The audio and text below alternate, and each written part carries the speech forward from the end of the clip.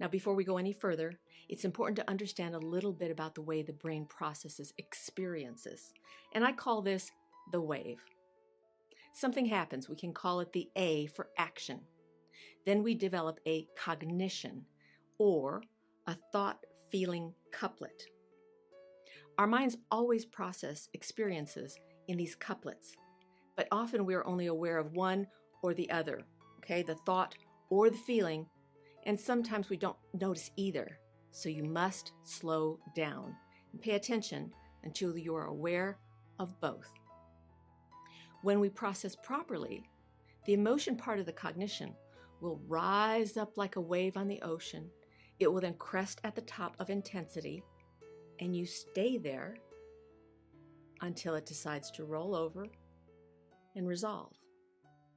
When the wave of emotion resolves, you're left with a bit of wisdom from the experience. Now that's the gold. That's the plunder after the battle. When the wave processes properly, you are then set up to choose your response to the original A action instead of being triggered and making decisions in a heightened emotional state, which leads to regret. You've also just taken your brain through some cognitive calisthenics, okay? And this makes your brain stronger and more able to face the next wave, and ultimately will heal your brain and keep you in that calm, content state as your new normal. Now, if you're not giving yourself time to process your feelings in a healthy manner, you may be stuffing them or find yourself blowing up, or worse. This is called blocking the wave. And here's how a wave gets blocked. Okay, something happens, the A action, or you might even get an inkling of something about to happen.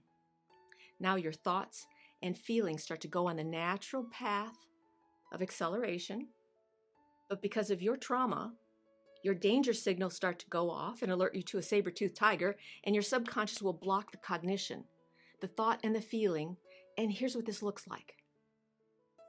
Why? Because your subconscious mind believes that if you allow the feelings to rise up to the crest of intensity, that it will literally kill you. Yes, it's a thing. Just ask Freud. It's called annihilation anxiety, and that's why you go into survival mode and block it. Now, you may not be able to articulate this consciously, but you can feel the rising of anxiety. Ask anyone who's ever experienced a panic attack. They will tell you that they feel like they're going to die. So here's the truth. You won't die. In fact, no one has ever died from a panic attack. Your brain is designed to burn off difficult feeling states and bring you back to a calm state. But the altered brain hasn't practiced this process, so it intuitively blocks the feeling. Now here's the kicker. When you block it, it does not go away. It gets stored like a ticking time bomb.